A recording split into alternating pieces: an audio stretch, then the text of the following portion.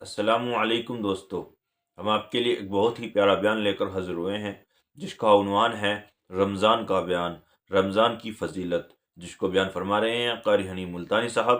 آئیے چلتے ہیں بیان کی طرف، توجہ ضرور۔ ارشاد فرمایا مدنی کریم صلی اللہ تعالی علیہ وسلم نے رمضان المبارک کا چاند نظر آتے ہی لوگوں کی طرف اللہ پاک متوجہ ہو جاتے ہیں، دعائیں قبول کی جاتی ہیں، لوگوں کی عبادت کی طرف توجہ کی جاتی ہے۔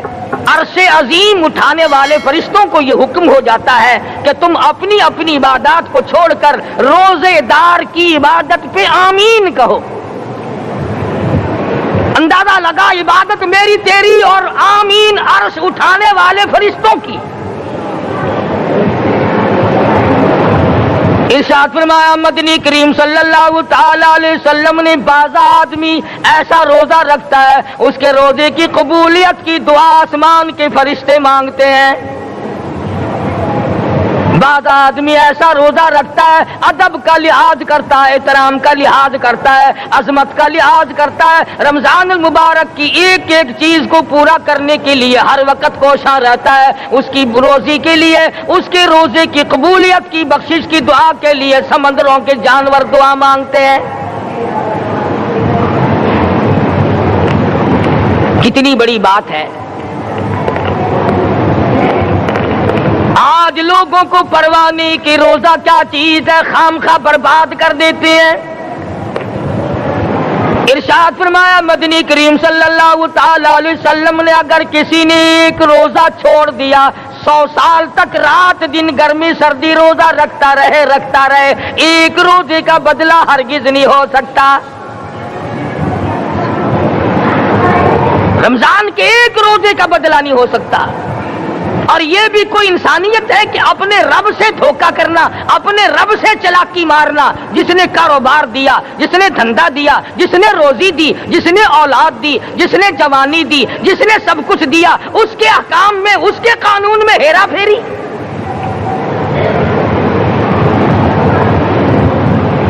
صحابہ کرام رضوان اللہ تعالی علیہ مجمعین کی جماعت کے یہاں تو ایسا ہرگز نہ تھا۔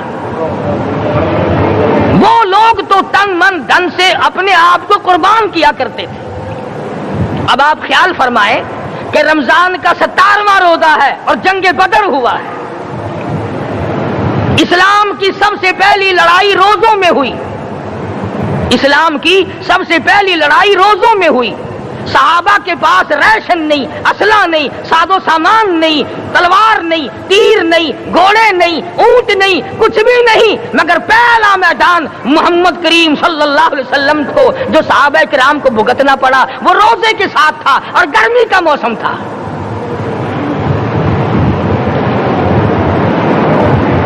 بڑے دکھ کی بات ہے کہ رمضان المبارک گزر گیا، بعض گھر میں گھر والوں نے رمضان کو داخل ہی نہیں ہونے دیا۔ اچھے بھلے کھاتے پیتے آدمی روزہ نہیں رکھتے، مزدوروں کو یہ بہانہ ملا کہ ہم کاروبار کرتے ہیں، روزہ کیسے رکھیں؟ ارے اگر موت آ گئی تو تیرا باپ کمائی کرے گا، اور اگر بیمار پڑ جائے پھر کون کمائی کرتا ہے؟ ارکان اسلام میں سے ہے روزہ، احکام اسلام میں سے ہے روزہ، اسلام کی بنیاد میں سے ہے روزہ، نماز بھی اور روزہ بھی۔ جس نے نماز کی پرواہ نہ کی اس نے ایک ستون گرا دیا، جس نے روزے کی پرواہ نہ کی اس نے دوسرا ستون گرا دیا، جس نے زکات کی پرواہ نہ کی اس نے تیسرا ستون گرا دیا، جس نے حج کی پرواہ نہ کی اس نے سارے اسلام کی عمارت کو ڈھا دیا۔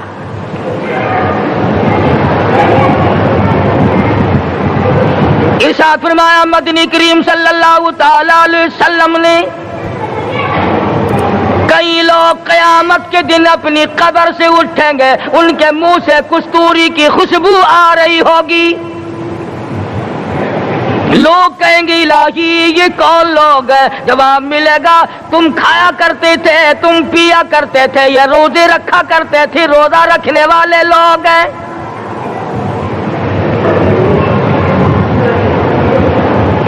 ملتان کے دوستو، اگر تمہاری یہ تمنا ہو کہ ہم قیامت کی پیاس سے بچ جائیں، 50,000 سال کی شدت والی پیاس سے بچ جائیں، قیامت کے دن والی گھبراہٹ سے بچ جائیں، قیامت کے خوفناک عذاب سے بچ جائیں، اگر 50,000 سال کی دھوپ سے بچنا چاہتے ہو، شدت سے بچنا چاہتے ہو، گرمی سے بچنا چاہتے ہو، پیاس سے بچنا چاہتے ہو، مسلم شریف کی روایت میں ہے ایک آدمی کی زبان اتنی باہر لٹک جائے گی اس پہ 18 آدمی کھڑے ہو سکے۔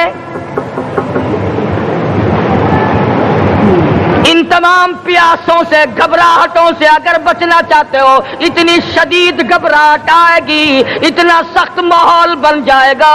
قرآن کریم کہتا ہے یا ایھا الناس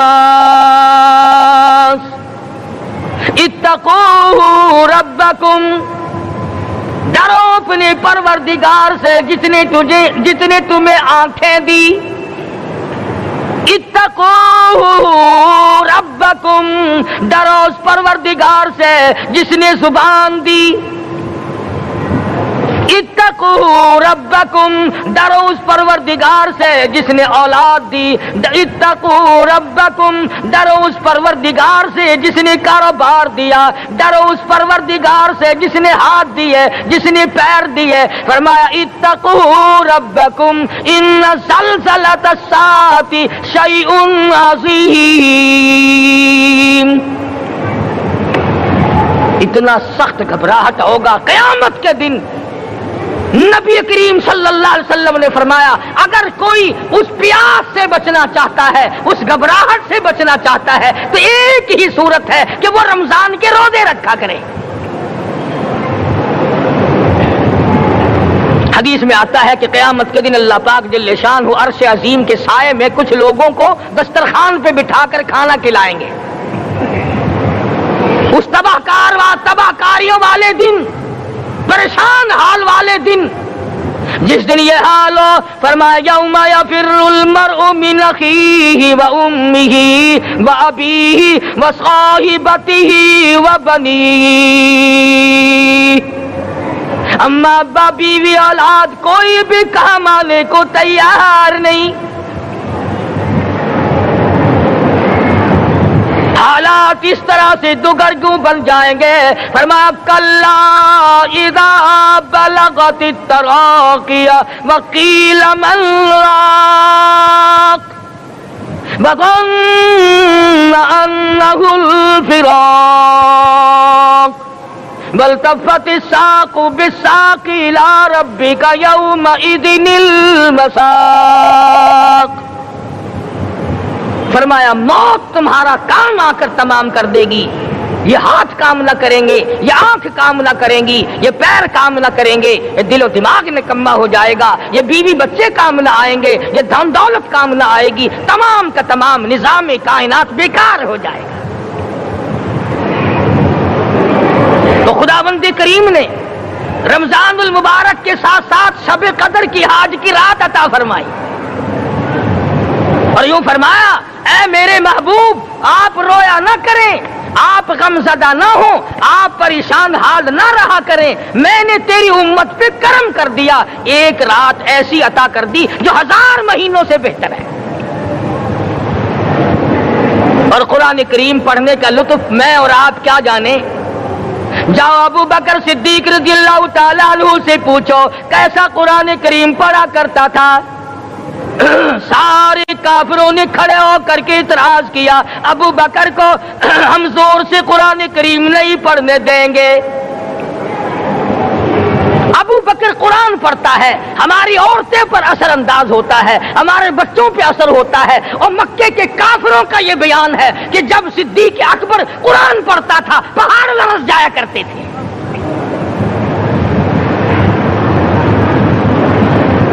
صدیق سے قرآن پڑھنا سیکھو۔ فاروق اعظم نے اسی قرآن کریم کے ذریعے سب کچھ حاصل کیا۔ ساری رات فاروق اعظم قرآن کریم کی تلاوت کیا کرتے تھے، ایک ایک رکعت میں پورا ختم قرآن کرتے تھے۔ آج تو یہ باتیں کہانی نظر آتی ہیں۔ صدیق اکبر سے قرآن پڑھنا سیکھو، فاروق اعظم سے قرآن کریم پڑھنا سیکھو، سیدنا عثمان ذی النورین رضی اللہ تعالیٰ ایک رات میں اور ایک رکعت میں پورا قرآن ختم کیا کرتے تھے۔ نبی کا دوہرا داماد عثمان ذی النورین، جس کو دیکھ کر حضور اکرم صلی اللہ علیہ وسلم فرمایا کرتے تھے، او لوگوں میں عثمان سے حیا نہ کروں جس سے آسمان کے فرشتے بھی حیا کرتے ہیں، جس کا آسمان والے فرشتے بھی ادب کرتے ہیں، میں اس کا ادب نہ کروں۔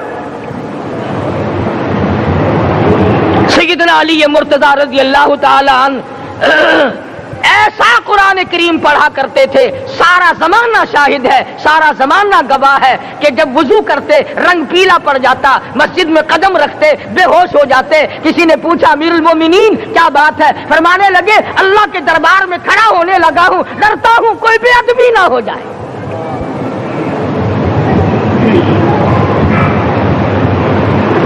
قرآن کریم ان سے پڑھنا سیکھو۔ حسین نے تلواروں کی چھاؤں میں قرآن پڑھا، نیزے کی نوک پہ قرآن پڑھا۔ سعید بن مسیب نے تلواروں کی چھاؤں میں قرآن پڑھا۔ حضرت امام احمد بن حنبل نے کوڑوں کی گونج میں قرآن پڑھا۔ ابو حنیفہ رحمت اللہ علیہ نے جیل سے جنازہ نکلنے سے پہلے قرآن پڑھا۔ علامہ ابن تیمیہ نے جیل کے مینارے میں قرآن پڑھا اور کوڑے کھائے۔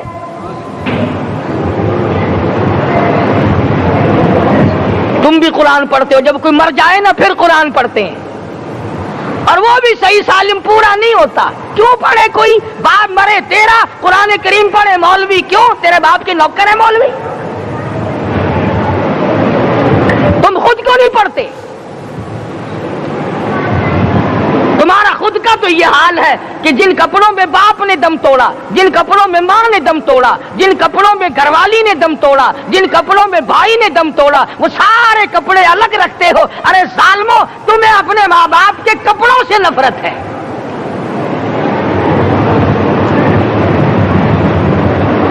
باپ کی دکان سے نفرت تو نہیں، باپ کی چارپائی سے بڑی نفرت ہے۔ جس بستر پہ باپ دم توڑے تم اس بستر کو نہیں استعمال کرتے۔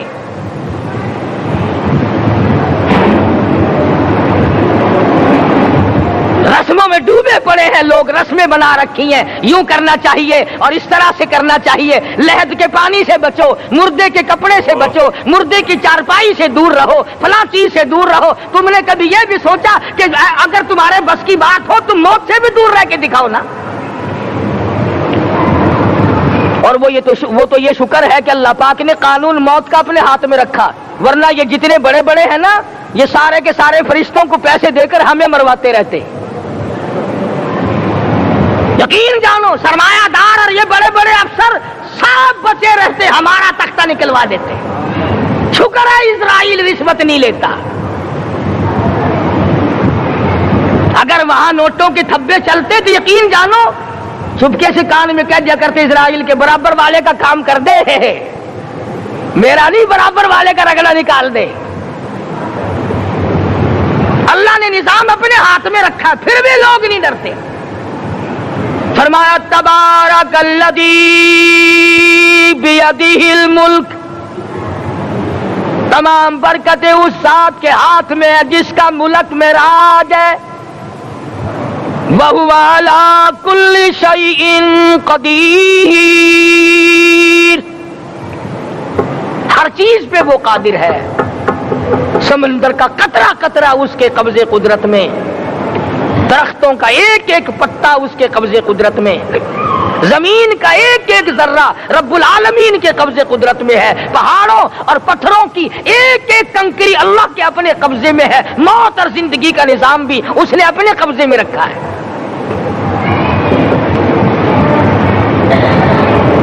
قرآن کریم ان سے پڑھنا سیکھو اگر کسی نے پڑھنا ہے۔ مجد الفسانی سرہندی رحمت اللہ علیہ جب قرآن کریم پڑھا کرتے تھے تھوڑا سا پڑھتے پھر بے ہوش ہو جاتے۔ شاہ ولی اللہ نے مار کھا کر قرآن کریم پڑھا، شاہ عبدالعزیز کے دونوں ہاتھوں کے انگوٹھے کھینچ کر نکال دیے گئے مگر قرآن پڑھا۔ مولانا شاہ اسماعیل شہید رحمت اللہ علیہ کو بالا کوٹ میں ٹکڑے کر دیے گئے، مگر اللہ والے نے قرآن کی تلاوت نہ چھوڑی۔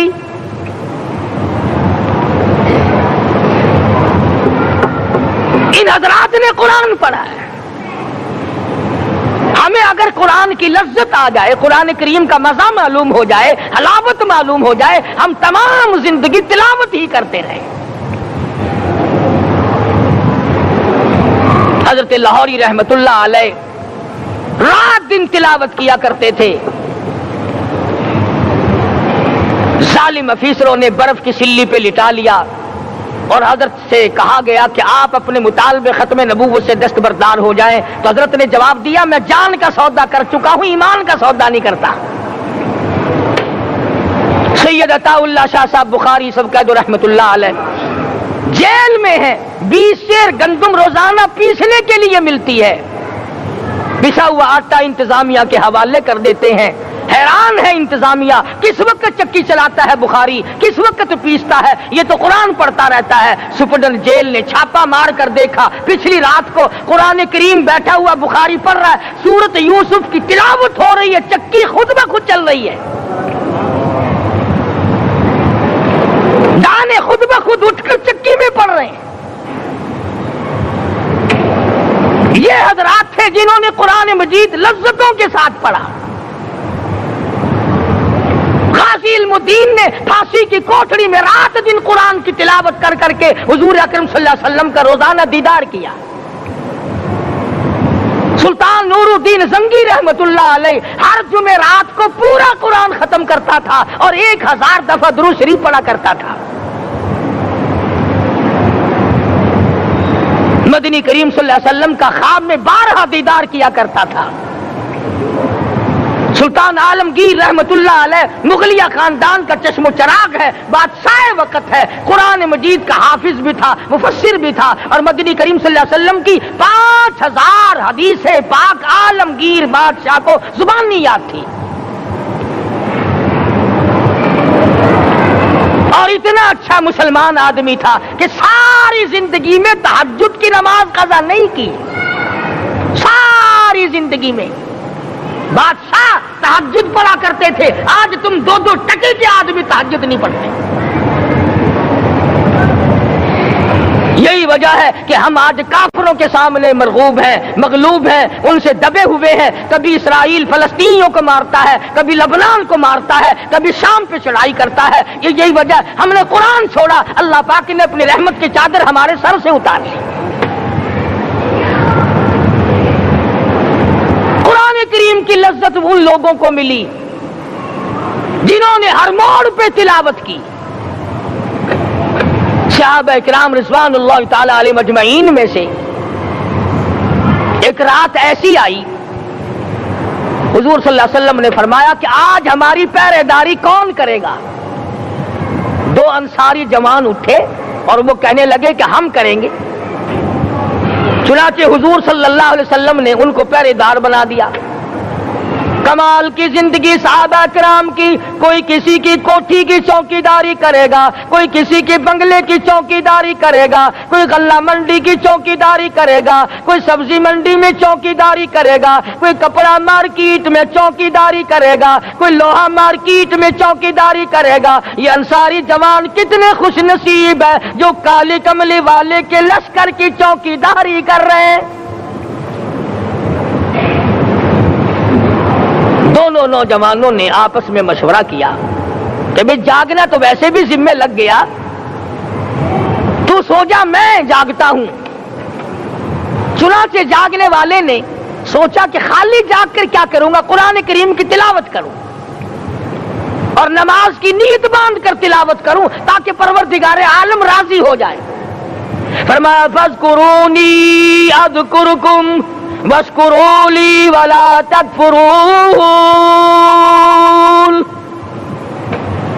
تم مجھے یاد کرو میں تمہیں یاد کروں گا، اگر تم مجمع میں مجھے یاد کرو گے میں فرشتوں کے مجمع میں تمہیں یاد کروں گا، اور اگر تم مجھے تنہائی میں بیٹھ کے یاد کرو گے تو اللہ پاک جل شانہ فرماتے ہیں میں تمہیں عرش عظیم پہ یاد کروں گا۔ جس نوجوان نے اپنے ذمہ جاگ نہ لیا، قرآن کریم کی تلاوت شروع کر دی، نماز کی نیت باندھ کر سورت کہف پڑھنے لگا، دشمن کی طرف سے تیر لگا کمر میں، پتہ ہی نہ چلا کیسی نماز پڑھتا ہوگا کہ اس کو پتہ ہی نہ چلا۔ دوسرا تیر لگا، تیسرا تیر لگا، خون بہ کر سونے والے ساتھی کے نیچے پہنچا، اس نے اٹھ کر شور مچایا، نماز ختم کر، دشمن آ گیا۔ چنانچہ جب نماز ختم کی تو کمر پہ ہاتھ لگا کر کہنے لگا کہ میری کمر میں تو تیر چبھے ہوئے ہیں۔ انہوں نے کہا تجھے پتا نہیں؟ کہنے لگا نہیں مجھے کوئی پتا نہیں۔ اب وہ صحابی کھینچ کر نکالنے لگا، وہ جس کو لگے ہوئے تھے وہ کہنے لگا کہ اب تو دکھ ہوتا ہے، میں دوبارہ نیت باندھتا ہوں، قرآن پڑھنے لگوں گا، پھر نکالنا مجھے پتہ نہ چلے گا۔ اور مسلمانوں، خدا کی قسم، نبی کے دیوانوں نے، نبی کے پروانوں نے ایسا قرآن پڑھا، تیر چبھتے گئے، پتہ ہی نہ چلا۔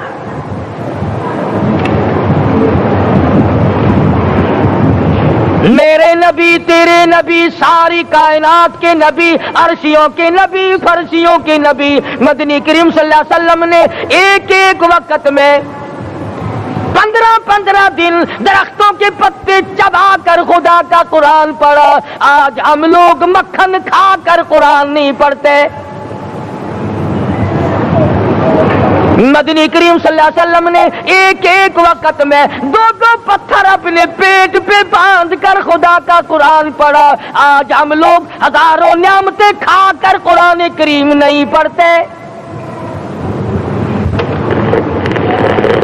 سیدہ عائشہ صدیقہ رضی اللہ تعالی عنہا فرماتی ہیں کہ جب رمضان کا چاند نظر آتا تو حضور صلی اللہ علیہ وسلم کا رنگ پیلا پڑ جاتا، دعا میں عاجزی بڑھ جاتی، رکعات لمبی ہو جاتی، سجدے لمبے ہو جاتے، اللہ سے مانگنا بڑھ جاتا۔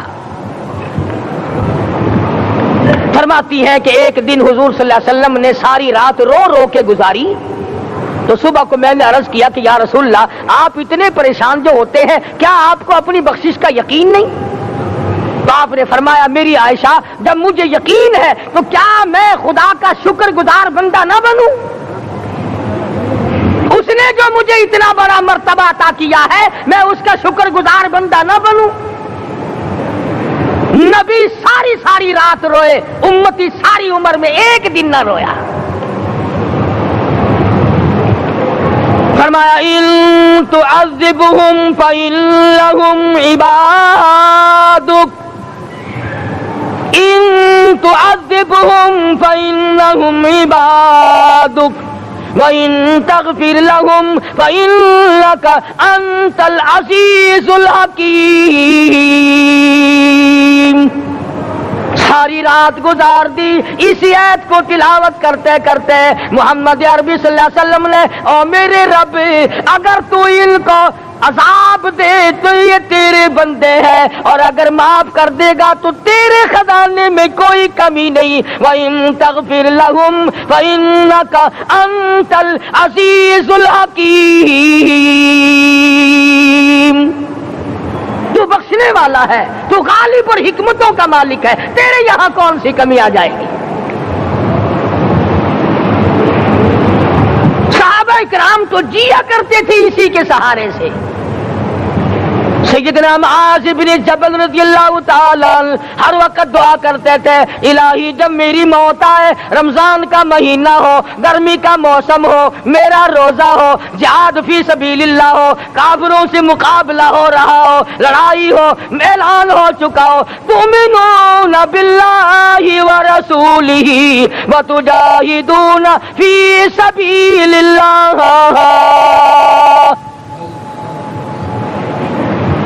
حضرت معاذ دعا کرتے ہیں کہ میں تو یہ دعا کرتا ہوں کہ گرمی ہو، میرا روزہ ہو، کفار سے مقابلہ ہو، وہ میرے ٹکڑے کر دیں، میری زبان کاٹ دیں، تیری عدالت ہو، میری پیشی ہو۔ جب میرا خدا پوچھے معاذ دنیا سے کیا لایا، عرض کروں الہی زبان کٹا کے آیا ہوں، روزہ رکھ کر آیا ہوں، ارادہ یہ ہے کہ تیرے محبوب کے حوض کوثر سے روزہ افطار کروں گا۔ آج قوم کھلے بندوں کھاتی پھرتی ہے، انہیں شب قدر کا کیا پتا، انہیں لیلۃ القدر کا کیا پتا، انہیں رمضان المبارک کی بابرکت گھڑیوں کا کیا پتا۔ فرمایا انا انزلناہ فی لیلۃ القدر وما ادراک ما لیلۃ القدر. شب قدر وہ رات ہے جس میں نے قرآن کو نازل کیا. جمہور علماء کے نزدیک آج کی رات ہے وہ جس میں قرآن کریم نازل ہوا. حدیث میں آتا کہ جنت میں درخت اسی رات میں لگائے گئے. حضور صلی اللہ علیہ وسلم نے فرمایا کہ جنت کو اسی رات میں سجایا جاتا ہے, جنت کے دروازوں کو کھول دیا جاتا ہے, ایک ہوا چلتی ہے, حلقے بجتے ہیں, پوچھا جاتا ہے یہ کیا بات ہے, جواب ملتا ہے کالی کملی والے کے امتیوں کے لیے جنت کو کھول دیا گیا. آج جو لوگ مانگ رہے ہیں, جو لوگ اللہ کے ذکر میں بیٹھے ہیں, یہ پاگل نہیں, یہ دیوانے نہیں.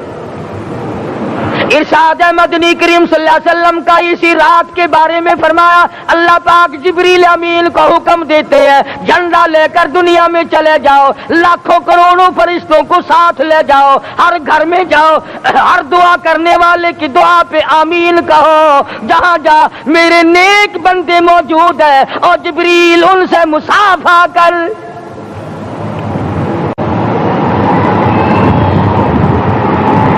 قسم کا آدمی آج بھی محروم ہے, مرد بھی عورتیں بھی کان کھول کر سن لیں. 4 قسم کے آدمی آج کی رات بھی اللہ کی رحمت سے محروم ہے, شب قدر کی برکتوں سے محروم ہے, سعادتوں سے محروم ہے, رمضان کی خوشبختیوں سے محروم ہے. 4 قسم کا آدمی. سب سے پہلا شرک کرنے والا, اللہ کی ذات میں صفات میں کسی ولی کو, کسی پیر کو, کسی فقیر کو, کسی پیغمبر کو, کسی غوث قطب اور ابدال کو جو شریک کرتا ہے, نہ اس کو شب قدر کام آتی ہے نہ رمضان کام آتا ہے. شرک اتنی بری لعنت ہے کہ تمام اعمال کی جڑیں اکھاڑ کر پھینک دیتا ہے. آج مسلمان چلاک بڑے ہیں, اگر ہندو پتھر کا بت بنا کر پوجے تو وہ تو کافر ہے, اور مسلمان قبر بنا کر پوج لیں تو وہ پکا مومن ہے. الف لام میم سے لے کر والناس تک سارا قرآن پڑھو, ترجمے چھپے ہوئے ترجموں کے قرآن پڑھو. فرمایا لا تشرک باللہ,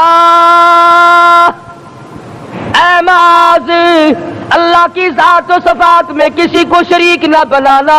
ان قتلتا او حرقتا, یہاں تک کہ تجھے چاہے جلا دیا جائے یا قتل کر دیا جائے, جلا کر خاک کر دیا جائے, اللہ کی ذات صفات میں کسی کو شریک نہ بنانا.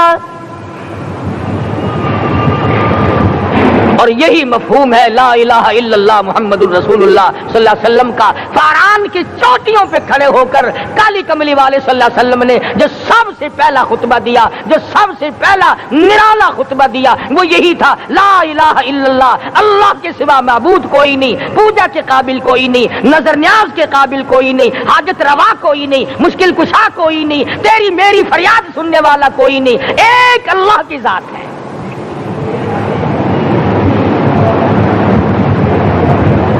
آج تو لوگ درختوں کی پوجا الگ کرتے ہیں, پانی کی پوجا الگ کرتے ہیں, قبروں کی پوجا الگ کرتے ہیں, اور پھر مومن کے مومن ہیں. تو 4 قسم کے آدمی اس رات میں بھی اللہ کی رحمت سے محروم ہے. سب سے پہلا شرک کرنے والا. دوسرے نمبر پہ جس کے گھر میں کتا ہو یا خنزیر ہو, شوقیہ کتا یا خنزیر پال رکھا ہو. تیسرے نمبر پر وہ مرد عورت جو بدکاری بدماشی کر کے بے غسلے پڑے ہوں, اس گھر میں جبریل یا کوئی رحمت کا فرشتہ آج دریائے کرم بہ رہا ہے پھر بھی نہیں جاتے. اور چوتھے نمبر والا جو مسئلہ ہے اس میں ایسا معلوم ہوتا ہے کہ ہمارے کسی کے گھر میں بھی فرشتے نہیں جائیں گے. اب پہلے 3 نمبروں میں تو آپ خوش ہو گئے ہوں گے کہ الحمدللہ کافی سارے لوگ ہیں جو شرک نہیں کرتے یا کتا خنزیر نہیں پالتے. الحمدللہ نیک لوگ ہیں, اچھی نسل ہے, شرافت والے ہیں, بدکاری بدماشی زنا بھی نہیں کرتے. مگر چوتھا جرم ایسا ہے کہ وہ عام لوگ کرتے ہیں اور عام گھر محروم رہ جاتے ہیں، اور وہ ہے شوقیہ تصویر گھر میں رکھنا۔ ایک لڑکا اٹھتا ہے گھر میں، کبھی کسی کی تصویر لگا لیتا ہے، کبھی کسی کی تصویر لگا لیتا ہے۔ ایک لڑکے نے جو حرکت کی سارا گھر محروم ہو گیا اللہ کی رحمت سے۔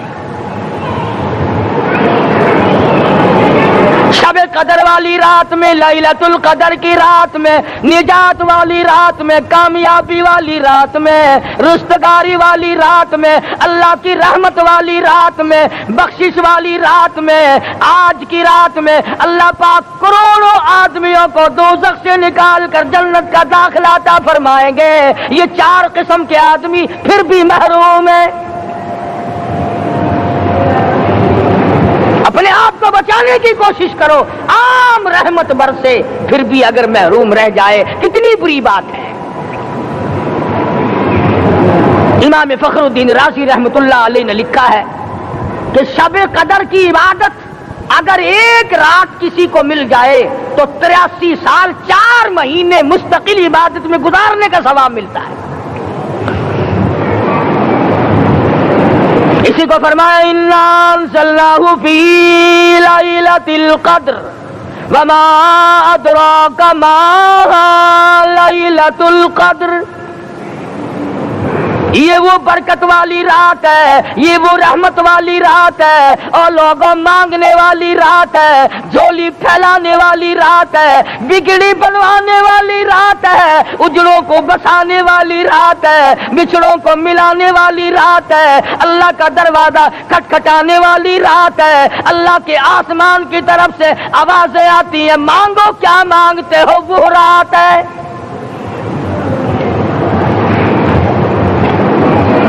اب نبی کریم صلی اللہ علیہ وسلم کی زبان مبارک پر اگر کوئی یقین نہ کرے تو اس کا کیا علاج ہے؟ صحابہ کرام کو تمام چیزوں پہ یقین تھا، اس لیے قرآن نے ان کی گواہی دی اذ جاءوکم من فوقکم ومن اسفل منکم واذ زاغت الابصار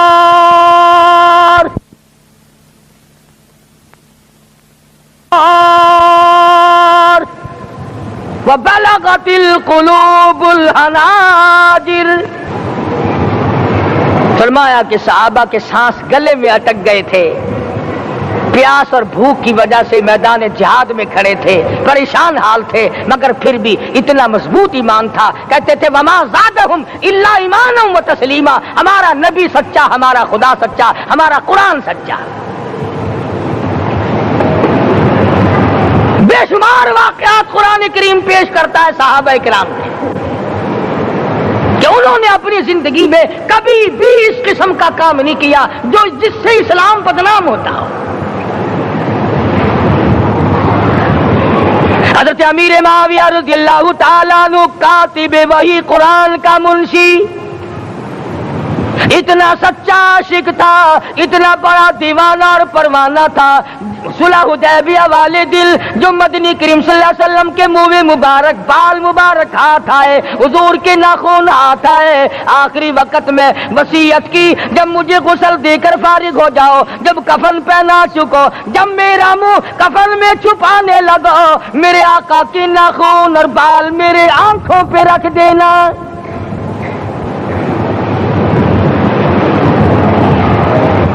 اس قدر جذبہ تھا ان حضرات میں، اور نماز کبھی کسی صحابی نے قضا نہیں کی۔ آج کا مسلمان تو کسی معاملے میں بھی نہیں لڑتا۔ حضور صلی اللہ علیہ وسلم نے مقروض میت کی نماز جنازہ کبھی نہیں پڑھائی۔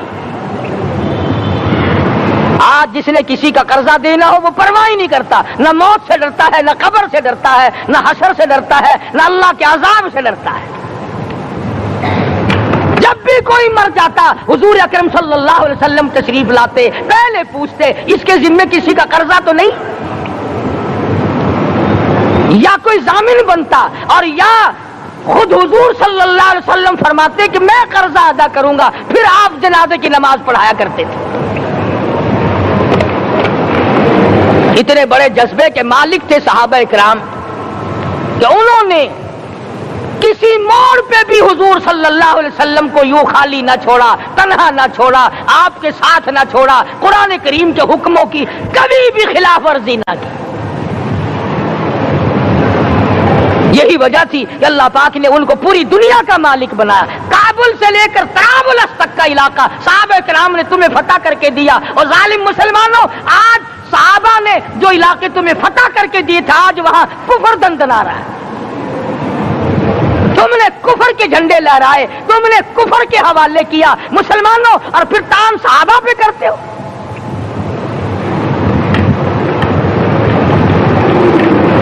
آج کی رات کے بارے میں قرآن کریم فیصلہ کرتا ہے، فرمایا لیلۃ القدر خیر من الف شہر، 1000 مہینوں سے بہتر ایک رات عطا ہو گئی۔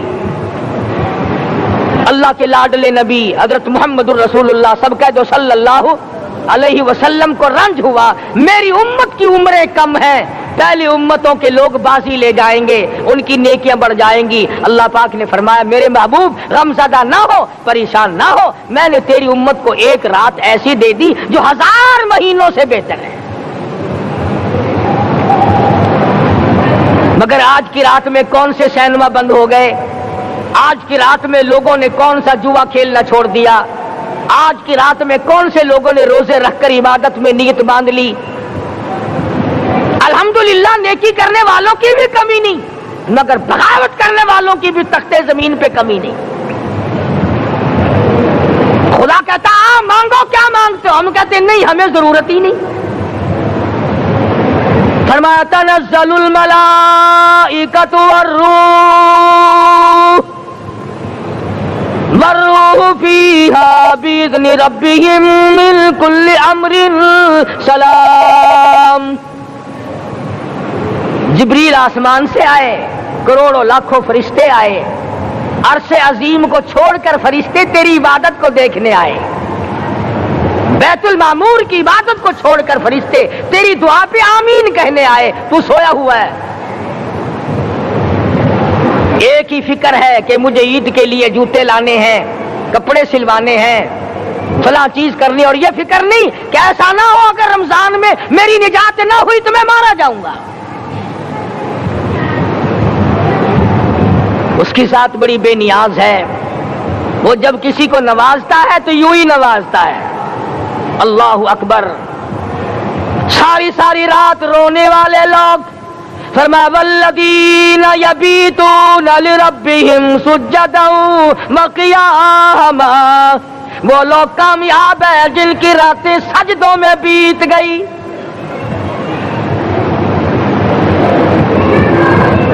ان مسجدوں میں ہم سے قرآن نہیں پڑھا جاتا، پنکھوں کے نیچے قرآن نہیں پڑھا جاتا۔ مولانا حسین احمد مدنی اور حضرت شیخ الہند رحمت اللہ علیہ نے قاہرہ کے جیل خانے میں 18 سیر مکئی پیستے پیستے خدا کا قرآن پڑھا، چکی چلاتے چلاتے قرآن یاد کیا اور قرآن پڑھا۔ مولانا ابوالکلام آزاد نے رانچی جیل میں خدا کا قرآن پڑھا، مجدد الفسانی نے گوالیار کے جیل خانے میں خدا کا قرآن پڑھا۔ دلی کے چاروں طرف 4000 عربی مدرسے تھے، 4000 عربی مدرسے تھے۔ انگریز سے مقابلہ کیا علماء نے، اللہ والوں نے، کفر کے سامنے سر جھکایا نہیں، کفر کے سامنے ڈرے نہیں، مرعوب نہیں ہوئے، مغلوب نہیں ہوئے۔ 4000 مدرسوں میں سے دلی سے مراد آباد تک، دلی سے پانی پت تک، دلی سے لے کر غازی آباد تک، چاروں طرف کے علاقے میں کوئی درخت ایسا نہ تھا جس پہ کسی عالم دین کی لاش نہ لٹکی ہو۔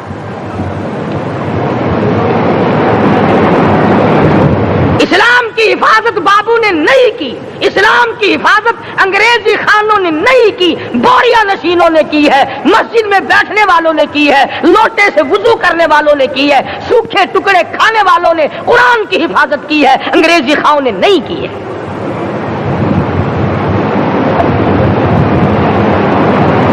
مولانا جعفر تھنیسری رحمت اللہ علیہ، مولانا حمید اللہ، مولانا یحییٰ صورت والے، 3 عالم دین کو پکڑا ہے انگریز نے۔ کالے پانی میں جاؤ، کئی میل لمبا چوڑا قبرستان جا کے وہاں دیکھو گے اور ان کی قبروں کے پاس کھڑے ہو کے پوچھنا تم یہاں کیوں آئے تھے، خدا کی قسم سارے تمہیں جواب دیں گے ہم اپنی قوم کے ساتھ وفاداری کرتے ہوئے آئے ہیں۔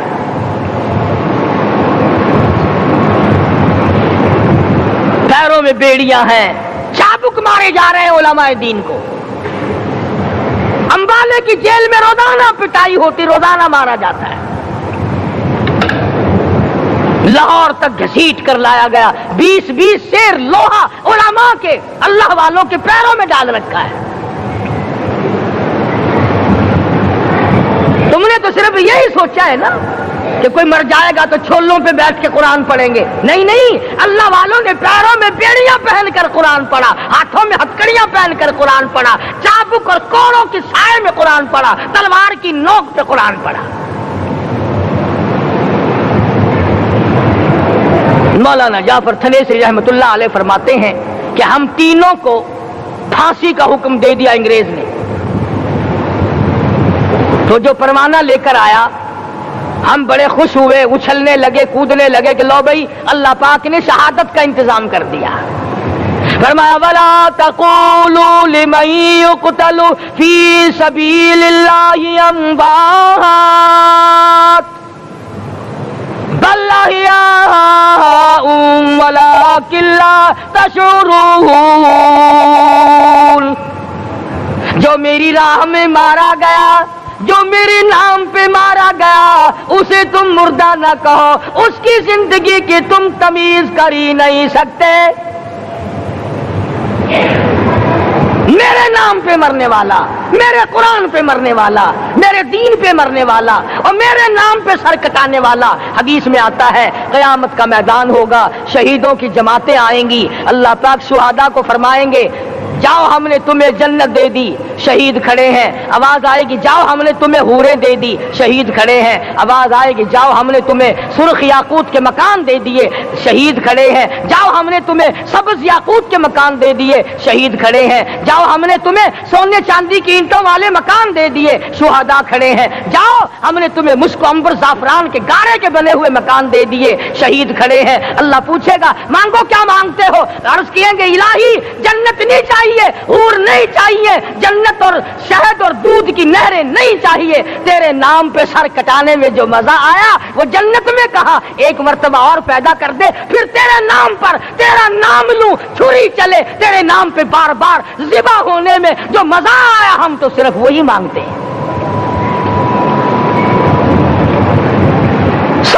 اور خود سرکار مدینہ سب کہہ دو صلی اللہ علیہ وسلم نے فرمایا کہ مجھے اللہ کی راہ میں 100 مرتبہ ذبح کیا جائے، 100 مرتبہ زندہ کیا جائے، میں پھر بھی لا الہ الا اللہ محمد الرسول اللہ کی توحید کی تبلیغ سے میں پیچھے نہیں ہٹوں گا۔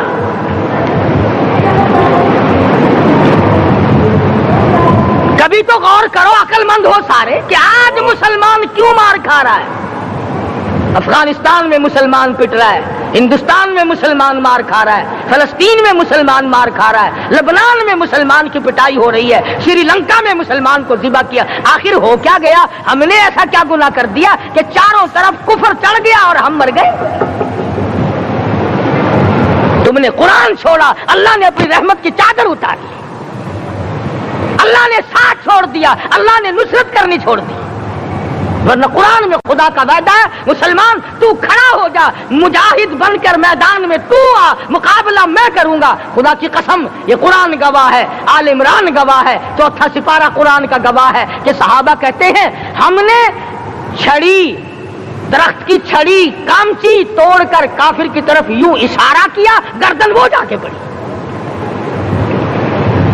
میدان بدر میں مرنے والے کافروں کا بیان ہے کہ ہمیں انہوں نے نہیں مارا، ہمیں تو کسی اور نے مارا ہے۔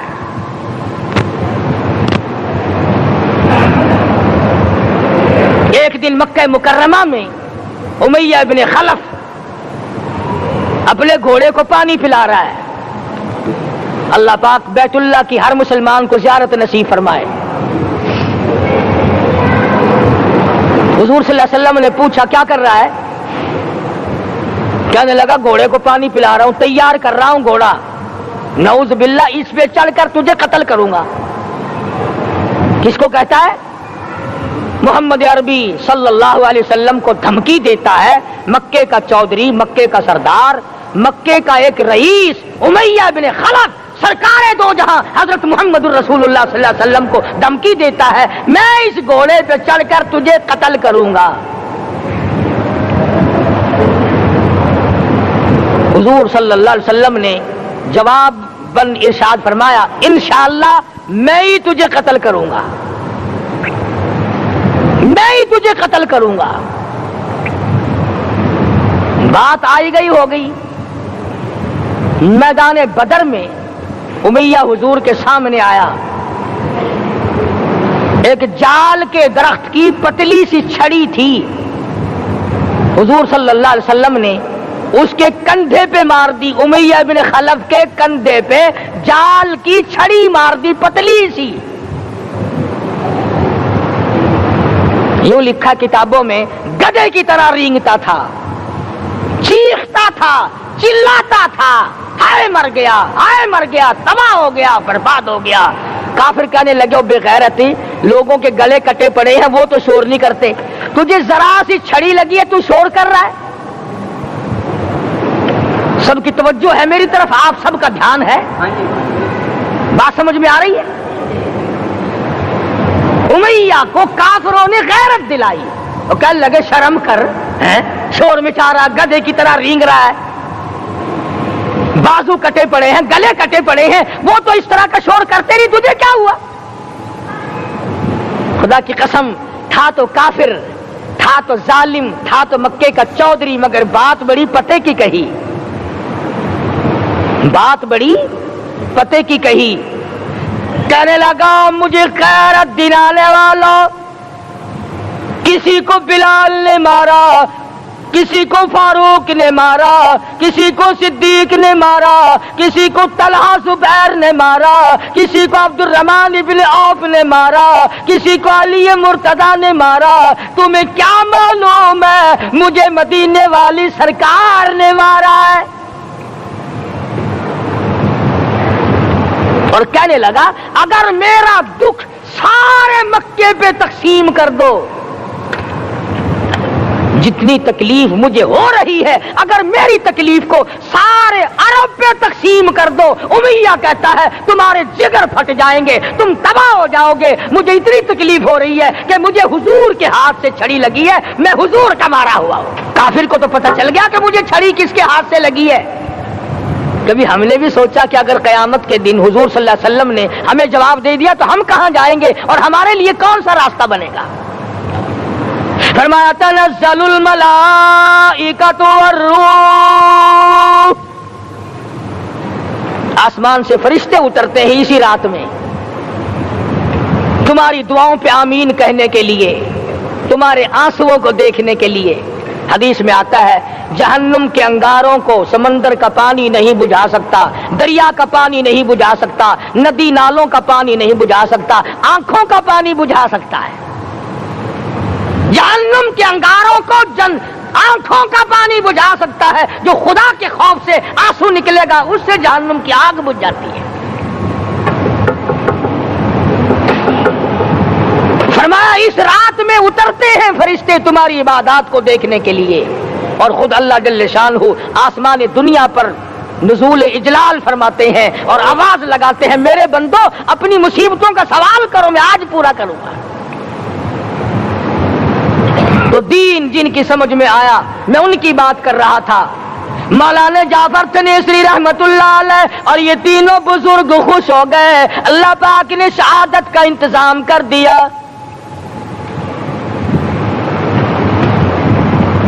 وہ جو پروانہ لے کے آیا تھا پھانسی کا، وہ انگریز افسر کو جا کے کہنے لگا کہ مولوی تو خوش ہو رہے ہیں، پھانسی آنے پر تیار ہیں۔ انگریز کہنے لگا، ہم نے مولویوں کو خوش نہیں ہونے دینا، ہم نے پھانسی کینسل کر دی، ہم نے پھانسی کا حکم منسوخ کر دیا۔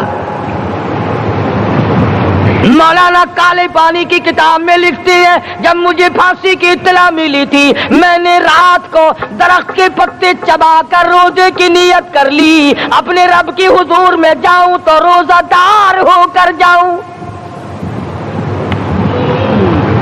یہی ہے وہ لوگ جن کے بارے میں کہتا ہے، لے پھرتی ہے بلبل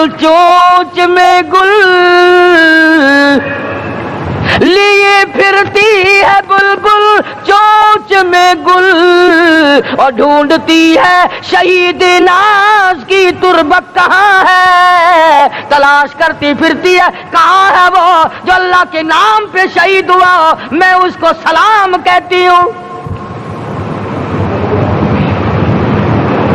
اور مولانا فرماتے ہیں کہ پھر پھانسی تو کینسل ہو گئی، مجھے جو مارنا شروع کیا سارا دن مارا، جب مجھے ہوش آیا تو آدھی رات اگلی آ چکی تھی۔ میں نے گھاس کے 4 تنکے توڑ کر سارا دن کی پٹائی والا روزہ افطار کر لیا، سارا دن مار کھائی، بے ہوش رہے، آدھی رات کو گھاس کے تنکوں سے روزہ افطار کر لیا۔ تو پھر فرماتے ہیں کہ پھر ہمیں جیل پنجروں میں بند کیا مجھے، جس جو نوکدار تار لگائے گئے ملتان ڈسٹرکٹ جیل میں لانے کے لیے۔ چودھری افضل حق صدر احرار نے اپنی کتاب میں لکھا ہے کہ میں نے اس کوٹڑی میں بیٹھ کر یہ کتاب لکھی ہے جہاں مولانا تھنیسری اور مولانا یحییٰ پٹنے والوں کو کوڑے لگے تھے اور جہاں پھانسی دینے کا باقاعدہ پروگرام بنا تھا۔ فرماتے ہیں کہ نوکدار تار تھے، نہ میں کھڑا ہو سکتا تھا نہ میں بیٹھ سکتا تھا، مجھے یقین ہو گیا کہ میرا آخری وقت ہے، میں اب رخصت ہو جاؤں گا۔ میں نے لمحہ بلمحہ درود شریف پڑھنا شروع کر دیا، میں پڑھتا رہا۔ فرماتے اچانک مجھے چکر آیا، میں بے ہوش ہو کر نوکدار تاروں پہ گرا، ادھر مجھے محمد مصطفیٰ کا دیدار نصیب ہو گیا۔ ماشاء اللہ، سبحان اللہ۔ دوستو کیسا لگا آپ کو ہمارا یہ بیان؟ اگر بیان پسند آیا ہو تو اسے لائک کریں، ہمارے چینل کو سبسکرائب کریں اور دوسروں تک سے شیئر ضرور کریں۔